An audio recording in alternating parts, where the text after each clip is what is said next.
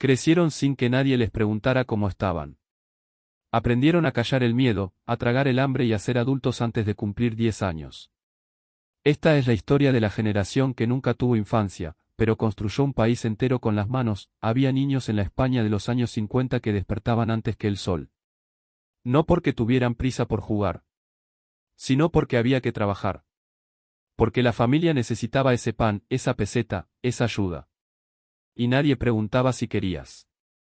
Se asumía que lo harías. Porque así era la vida. Porque no había otra opción.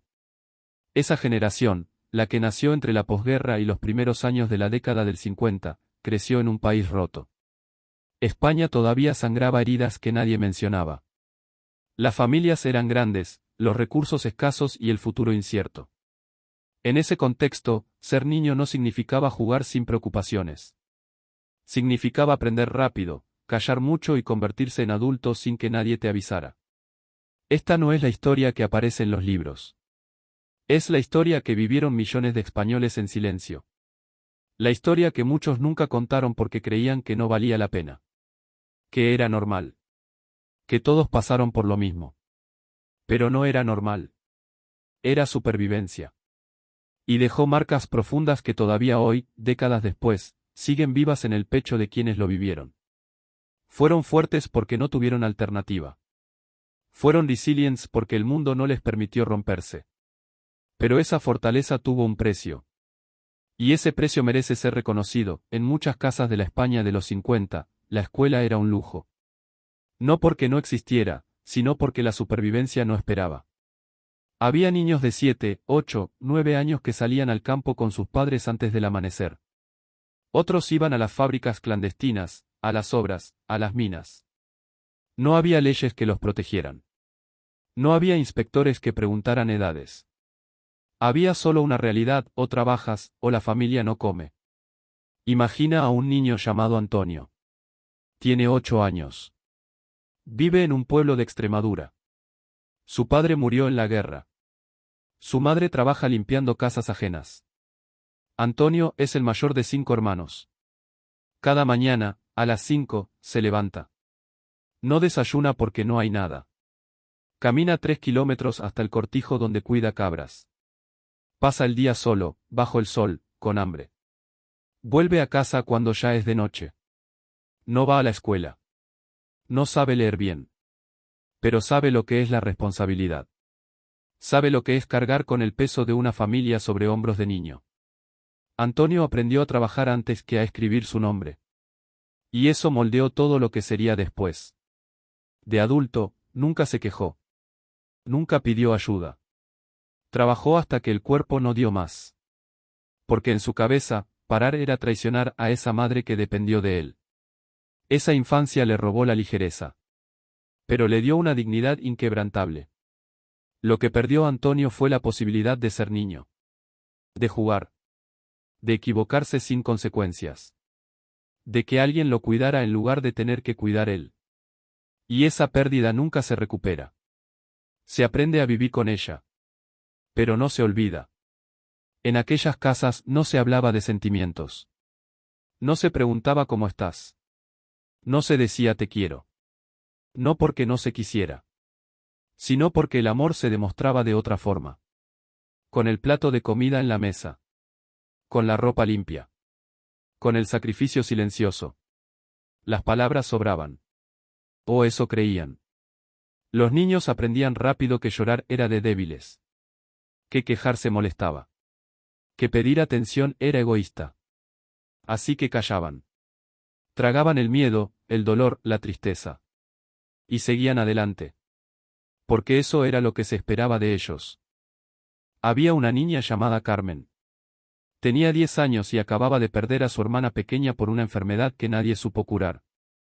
Carmen lloró una noche entera. A la mañana siguiente, su madre le dijo, ya basta.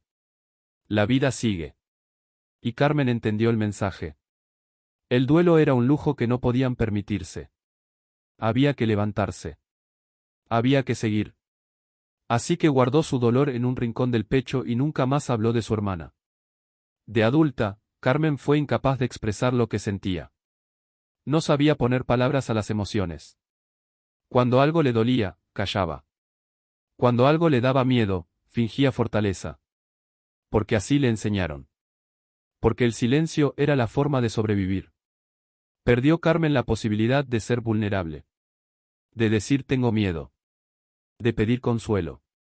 Y con eso, perdió también la conexión profunda con sus propios hijos, que crecieron pensando que su madre no sentía. Cuando en realidad, sentía tanto que había aprendido a no sentir nada. En la España de los 50, los errores se pagaban caros. No había margen para la equivocación. Si rompías algo, no había dinero para reponerlo. Si perdías la cosecha, la familia pasaba hambre. Si desobedecías, el castigo era severo.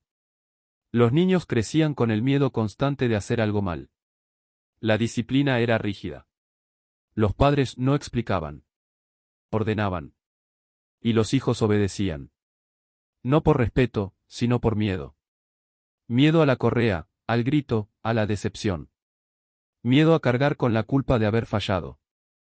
Había un niño llamado Miguel. Tenía 9 años. Su padre le había encomendado cuidar las gallinas. Un día, Miguel se distrajo jugando. Un zorro entró al corral y mató 3 gallinas. Cuando su padre lo supo, no gritó. Solo miró a Miguel con una decepción tan profunda que dolió más que cualquier golpe. Miguel nunca olvidó esa mirada. Nunca volvió a distraerse. Nunca volvió a fallar. De adulto, Miguel fue un hombre obsesionado con el control. No toleraba errores. Ni suyos ni de los demás. Vivía en tensión constante, esperando que algo saliera mal. Porque en su cabeza, equivocarse era imperdonable. Y esa rigidez lo alejó de sus hijos, que lo veían como un hombre duro, incapaz de perdonar. Miguel perdió la libertad de errar. De aprender desde el error. De ser imperfecto sin sentir que el mundo se derrumbaba. Y esa pérdida lo convirtió en un adulto rígido, incapaz de darse tregua. En las familias grandes de aquella época, los hijos mayores no eran hermanos. Eran padres sustitutos. A los 10, 11, 12 años, ya cambiaban pañales, daban de comer, ponían a dormir a los pequeños. Porque la madre estaba ocupada trabajando. O criando al siguiente. O simplemente agotada. Esos niños aprendieron a sacrificarse antes de saber qué significaba la palabra. Renunciaban a jugar para cuidar. Renunciaban a estudiar para ayudar. Y nadie les preguntaba si querían. Se asumía que sí. Porque la familia dependía de ello. Había una niña llamada Rosa. Tenía 11 años y era la mayor de 7 hermanos. Su madre había muerto en el último parto. Su padre trabajaba de sol a sol. Rosa se convirtió, de la noche a la mañana, en madre de 6 niños. Cocinaba, lavaba, vestía, consolaba. No tuvo infancia. Tuvo responsabilidad. De adulta, Rosa no supo decir que no. Siempre cuidando a alguien. Siempre cargando con las necesidades de los demás. Nunca preguntándose qué necesitaba ella. Porque nunca aprendió a ponerse primero.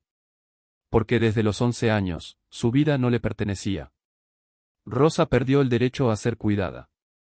A que alguien se preocupara por ella. Y esa carencia la persiguió toda la vida, manifestándose en una incapacidad de pedir ayuda, de descansar, de soltar el control. El hambre era parte de la vida. No era algo excepcional. Era la norma. Las familias comían lo que había, que muchas veces era muy poco. Pan duro mojado en agua con aceite. Lentejas con más agua que lentejas. Patatas hervidas. Y los niños aprendían que quejarse no cambiaba nada. Había un niño llamado Paco. En su casa comían una vez al día. A veces. Paco iba a la escuela con el estómago vacío. Volvía igual. Su madre le decía, aguanta. Mañana habrá más. Y Paco aguantaba. Porque no había alternativa. Porque protestar era inútil. De adulto, Paco nunca tiró comida. Nunca dejó nada en el plato. Comía hasta lo que no le gustaba. Porque el hambre de su infancia le había enseñado que la comida no se desperdicia. Nunca. Paco perdió la posibilidad de elegir. De decir no me gusta. De experimentar sin miedo a la escasez. Y esa herida lo acompañó en forma de una relación con la comida marcada por el miedo a que faltara. Los niños de los 50 crecieron rodeados de incertidumbre. Guerra reciente. Pobreza extrema. Enfermedades sin cura. Muerte cerca. Pero no podían mostrar miedo. Porque el miedo era cobardía. Y los cobardes no sobrevivían. Había una niña llamada Pilar. A los 8 años vio morir a su hermano de tuberculosis. Tenía miedo de ser la siguiente. Pero no lo decía. Porque su madre ya tenía suficiente. Así que Pilar callaba. Y el miedo crecía en silencio. De adulta, Pilar nunca admitía que algo le daba miedo. Nunca pedía ayuda. Porque había aprendido que el miedo se esconde, no se comparte. Y esa lección la dejó sola en los momentos más duros. Pedir ayuda era vergonzoso. Pedir comida, dinero, favores.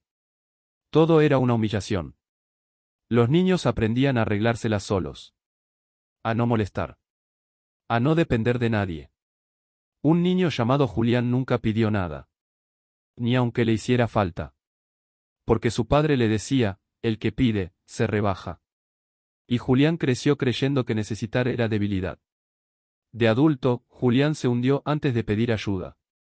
Porque la vergüenza pesaba más que la necesidad. Y esa lección lo dejó solo cuando más necesitaba no estarlo. Jugar era perder el tiempo. Los niños que jugaban cuando había trabajo pendiente eran regañados. El juego era un lujo. Y los lujos no estaban permitidos. Una niña llamada Inés jugaba solo cuando había terminado todas sus tareas. Y como las tareas nunca terminaban, Inés no jugaba. De adulta, no supo descansar. Porque descansar era no hacer nada. Y no hacer nada era imperdonable. El afecto físico no existía. No había abrazos, besos, caricias. El amor se demostraba trabajando. Sacrificándose. Pero no tocando. Los niños crecían hambrientos de contacto. Un niño llamado Luis nunca recibió un abrazo de su padre. Ni uno. De adulto, Luis fue incapaz de abrazar a sus propios hijos. Porque no sabía cómo. Porque nunca lo vivió. No se esperaba que fueran felices. Solo que sobrevivieran. Y sobrevivieron. Pero la felicidad quedó en segundo plano. Para siempre. Esos niños de los años 50 no tuvieron infancia. Tuvieron responsabilidad. No tuvieron abrazos. Tuvieron deberes. No tuvieron derecho a ser frágiles. Tuvieron que ser fuertes. Y lo fueron. Porque no quedaba otra. Construyeron un país con las manos. Levantaron familias desde la nada. Resistieron sin quejarse. Pero pagaron un precio. El precio de no saber llorar. De no saber pedir. De no saber descansar no fue debilidad. Fue supervivencia. Si este vídeo despertó recuerdos que nunca habías puesto en palabras, suscríbete. Aquí seguimos rescatando las historias que nos formaron, aunque nadie las contara.